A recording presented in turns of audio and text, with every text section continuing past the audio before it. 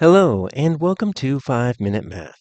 Today we are looking at the 7th grade concept of mixed numbers, specifically how we can subtract mixed numbers that have different denominators, and we'll do it in 5 minutes or less. So we have just a basic problem here, 4 and 1/4 minus 6 and 3/7. So how could we do a problem like this in 7th grade? One thing we need to look at is the fact that we have different denominators. So that's a common problem we'll see in the 7th grade. We're needing to add or subtract fractions with different denominators. And you know that we need to find a common denominator by finding the least common multiple in order to make that work. But another thing you should notice is take a look at our whole numbers. Forget what the fractions are, 1/4 and 3/7. Just look at the whole numbers. 4 minus 6. So if it's 4 minus 6, you know the answer is going to be negative. So let's keep that in the back of our mind. No matter what we do, our answer is going to be negative. But for us to get the exact answer, we need to find common denominators. So I'm going to pull out my two denominators here, 4 and 7. And I'm just going to list out the multiples.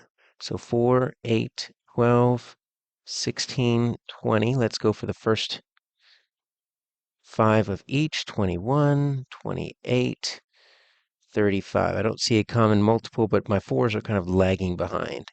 So if I extend them, it's just 4 times 7. Like 28 is the lowest I'm going to get. So what I need to do is I need to shift the 1/4 and the 3/7 into 28ths. So I'm going to say 1/4 times something. It's going to give me my new equivalent fraction of 28. 4 times 7 makes 28. So I need to multiply by 7 over 7, because if I do that, 7 over 7 is equal to 1. That's 1 whole, right? 7/7. And if you multiply anything by 1, it's the same thing. Anything times 1 is itself.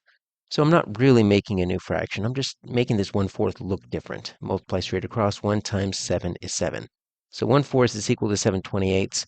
So I'm going to make it look like this, 7/28. All right, let's do the same thing with my 3/7. Times something is going to equal 28. All right, so that's 7 times what makes 28? 4. So if that's 4, my numerator needs to be 4. 4 over 4 is the same as 1 whole. So 3 times 4 is 12. All right, so this is what I've got so far.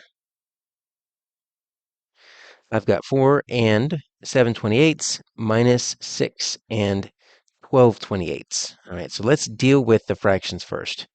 You can take 12 from 7, but I'm not wanting it to be negative yet. What I want to do is I want to regroup this. I want to take this 4, and I want to reimagine it as 3 and 28/28. Now, why did I do that?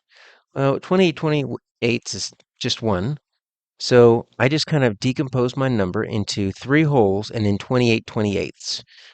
Now, why would I do that? Well, what I'm going to do is I'm going to bring that 7/28 down. And so I'm going to reimagine this.